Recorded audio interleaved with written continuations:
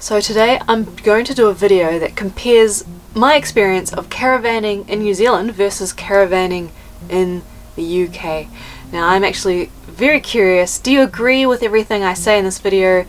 And if you think of another idea, let me know in the comments below as well. You will have picked up, if you've watched a few of my other videos, that I have struggled with towing in the UK on these roads. In New Zealand I could just enter the address in my phone and generally, you know, a couple of times it's taken me wrong, but generally it gets me there. I don't have to think about it. They're wide footpaths on both sides, or grassy verges, or I don't know, there's space. So one big difference is you have to pre-plan your route to get to a campground in the UK. Is like you're driving through Auckland, our biggest city, again and again and again and again on the motorways, like multi-lane motorways, and then suddenly you go to extreme narrow country lanes. What I have liked while driving and what I've noticed is some of the trucks will flash their lights when you're far enough in front of them that you can move back into the slow lane, and I quite like that. And overall, on the very narrow roads, there seems to be a very polite system. It somehow works that I don't think would work in New Zealand, but it just somehow works here. So there is a myth in New Zealand. When I was looking for a caravan, everyone kept saying, don't get a UK caravan, the chassis can't handle our roads. Well, after driving on the UK roads, I would say that they're pretty similar in quality. You know, there's some potholes, sometimes the road does a weird bouncy bit. They're basically very similar. So I can destroy that myth. UK caravan chassis can handle our New Zealand roads. The weird difference I've noticed is in New Zealand I feel like there are roadworks, non-stop roadworks. You go for a drive and you will be stopped somewhere along the way because there will be massive roadworks going on. Whereas in the UK, I just seem to notice roadworks on some of the main motorways or the odd A road. I also found out that there are different licenses here. So if I had a UK license, I couldn't actually tow a caravan without doing another test.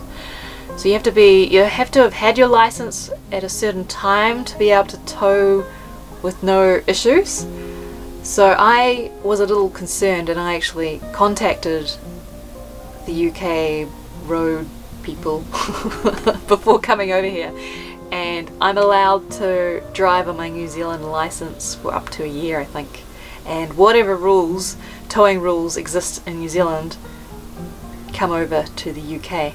In New Zealand there's a certain, you can only tow a caravan up to a certain weight limit, and then it goes into a different class, I think, and then you have to have a different license. Another thing I have noticed are the towing mirrors, the side mirrors. I feel like in New Zealand it's a bit blasé, like they're like, yeah, you could have them, but you know, it's not the end of the world if you don't have them.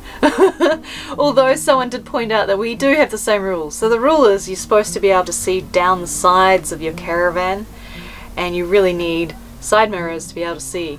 Whereas I kind of feel like it's very strict in the UK, both mirrors on both sides as well. So in New Zealand I just have one side and yeah, that's fine, don't worry about it. And then there's another strict rule in the UK where you have to have them off as well if you're not towing, which makes sense with these narrow roads. And then the speed differences when you tow. In the UK there are two speeds, so if you're in a single lane, you can only go up to the max of 50 miles an hour, but if you're in a two or more laned A road or motorway, then you can go 60 miles an hour. In New Zealand, you can only go up to 90 kilometers, and that's it. There's just one speed, you don't have to worry about any others. But overall, this car is actually towed very well, and I felt very safe the whole time, so even going 97 kilometers an hour, so, which I wouldn't do in New Zealand. This one, I don't know if it's fact or rumour in New Zealand, but you're expected to have a beefy car for towing, preferably a four-wheel drive and preferably a 3-litre engine for towing. And I don't know if that's because we do have quite a few very steep hills where my car is 3-litre 4-wheel drive and it still struggles up some of these hills.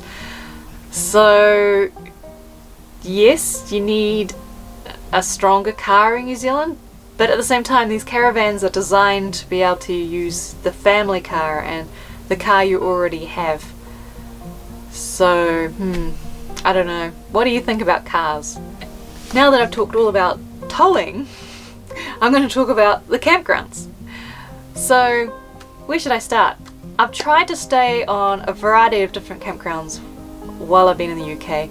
This, I think, is down to population. New Zealand doesn't even have 5 million people. We are a small country, even though we're around about the same size as the UK. What I've noticed, there seems to be campgrounds specifically for caravans and motorhomers, and then there are campgrounds specifically for tents and campgrounds specifically for static caravans, which are kind of similar to what we would call cabins in New Zealand, but there are no wheels. so it's almost like you have a large enough population that there are separate facilities. I have found that most campgrounds are expected to have a power point for caravans and motorhomes. So there might be limited everything else, but it will have a power point. So, generally, it seems like in New Zealand, the NZMCA club wants there to be a 3-metre rule between caravans just for fire safety. Whereas in the UK, it's more generous. It seems to be 6 metres for fire safety. So it actually makes for a more enjoyable caravan experience because you just have a bit more space between you and your neighbour. Some campgrounds I've stayed at in New Zealand, there's no room for an awning. It's not going to happen. So even though we've got more space, our campgrounds tend to be more packed for the powered sites. That's why I kind of enjoy staying more at the non-powered sites, which are usually on the grass. Sometimes it's not always even, you're a bit more on a slope sometimes because you're in the tent area. But I generally find them more private, you get a little more space, and yeah, it's nicer. It's nicer. And that brings me to the next point.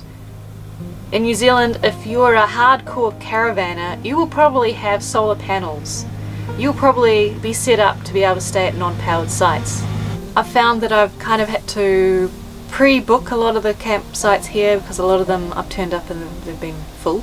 Whereas in New Zealand, a lot of the times I will just wing it. It's only around public holidays or bank holidays that you kind of need to pre-plan a bit around Christmas time. And I have another random fact. We seem to have freshwater taps kind of dotted throughout the campground. No rhyme or reason really. Whereas a lot of the campgrounds here have a designated services point dotted around, but not as often. So yeah, it's easier to get water at most campgrounds in New Zealand. So some places you'll stay at will just have a freshwater tap and that's it. No other facilities, no power, no chemical point, waste point, no place for your grey water. That's it. You have to then drive up the road to a designated dump station area, which are kind of in public locations by the side of the road, and it's just a drain, and that's for your grey water and that's for your toilet waste as well. Everything goes in there. Whereas here there seems to be chemical waste points for your toilet cassettes, and generally I've been really impressed by them here. They're generally really well set up. So, you know, a bit of privacy, a bit of like higher up so there's less chance of splashback, and some of them even have their own like private room, so there is no chance of anyone watching you emptying your toilet cassette. Another point I've noticed is we are so strict about our grey water in New Zealand. So strict. It's yeah, I don't think I've heard of another country quite as strict as New Zealand with our grey water. So in the UK, when you start driving and you start moving around, sometimes you might get a little dribble of grey water coming out and trailing behind you as you drive away. That would not happen in New Zealand. We would have like a tap to turn it off and a clamp on the end, so there is no chance of even a drop of grey water going on our ground. The best way to camp in New Zealand seems to be to have your solar panel, to have fitted tanks under the caravan so you can take your fresh water and have your grey water going straight in there, and just kind of be set up for off-grid caravanning, really. Whereas in the UK it seems to be the best type of campground is you have more of the luxuries. You have the microwave, you have maybe the motor mover, you have the fancy awning, and you know, all the kind of like the extra accessories. And I've also noticed it's rare to caravan full-time in the UK, whereas it's quite common, particularly for retirees, to just sell their house or rent their house out and just live in their caravan. It's more common. I'll admit not many people my age do it. There's a few. It's becoming more popular. It's taken me a while to click, but in New Zealand, in winter, we can't drive somewhere warm. Whereas I've noticed that in the UK, in America, in Australia, you can drive with the caravan somewhere warm. So in the UK you can drive to Spain. In Australia you can drive to the Northern Territories, and in America you can drive to Florida or Texas. So that's the difference. It would be quite nice to be able to drive somewhere warm. I'm curious who disagrees with this one. What apps? How do you find campgrounds in the UK? So in New Zealand we have an amazing app called Campermate, and then our club NZMCA seems to have grown from it. So it's just a very simple app. You can just straight away see what campgrounds are there, where is the dump station, where are petrol stations, where's the supermarket. Everything you need is just easily found in this one app. I can ring straight from it, I can go straight to Google Maps and it'll tell me how to get there. There's photos, there's comments, there's reviews, like it's an amazing app. I have struggled to find a similar app. The closest I've found is searching for sites. I was using their clunky website and I've finally clicked that they do have an app, and it's good, but not quite as good as Campermate. I am sorry to say that. In New Zealand there is one caravan and motorhome club called NZMCA. In the UK there are 2 clubs, and then the campsites are very different. A New Zealand park, we call them parks, is generally just a gravel area, a gate and a freshwater tap. That's what you expect. Once in a while they might have a dump station. Occasionally there might be access to a toilet or laundry next door, but that's generally what it is. In the UK, the club sites are generally top quality, like a top 10 campground in New Zealand. They're the best there are from what I've seen. There's probably a few different independent campgrounds too. And then what I really like are the CL or CS sites. In the UK, someone can have a CL site for 5 caravans or motorhomes, and they have to supply power and a chemical point, I think. And they're really nice. The ones I've stayed at, I have been really impressed. Sometimes they're on farms. Generally they're quite generous on space. They're a little more relaxed, you know, usually just a bit of grass, always with power. The equivalent in New Zealand would be a park over property. Those are again connected to the club. So a CL site, you have to be a club member to get access to them. In New Zealand, to get access to a park over property, you also have to be an NZMCA member, and that's someone's opened up their land. A lot of the times they can be free, or sometimes you might pay $5, or occasionally I've stayed at one that I had to pay $12 a night, but they're generally quite cheap and very relaxed. And it's more about the owners liking this lifestyle and wanting to meet like-minded people, I guess. Yeah. Oh, one quirk. So in New Zealand you join the NZMCA and you get a little red sticker that you put on your vehicle. You have to have it on. But that means when you're driving down the road, you can straight away see that that person is also in the club. And a lot of the times you give a little wave. And sometimes at the NZMCA parks, you'll get a friendly bunch and they'll just go around knocking on everyone's doors going, you know, drinks at 4 p.m. if you want to come and join. So you take your little chair out and you have a circle of you having a chat, complete strangers, but you're just, you know, having a chat with each other, which is really nice if you're a solo traveller. And I haven't really been able to show that aspect of it in my videos yet because it doesn't feel right to bring my camera along when I'm, you know, meeting these people for the first time. So, whereas it doesn't seem to really exist in the UK, although I have found at the campgrounds people are just generally friendlier. If I stay at a traditional campground in New Zealand, it's generally a lot of tourists and it can be quite lonely because you don't really strike up conversations that way. Whereas in the UK, everyone at these types of campgrounds seem to be a lot friendlier. Laundry in the UK has been surprisingly expensive. It's about double the price to how I found it in New Zealand. And I just thought of two more. It seems very normal to take your dog with you to a campground in the UK, whereas you really need to check, and it's probably maybe a third of the places you can take your dog, maybe. That's a guess. So it just seems more acceptable to take your dog with you wherever you go, really, which is kind of cool. I like it.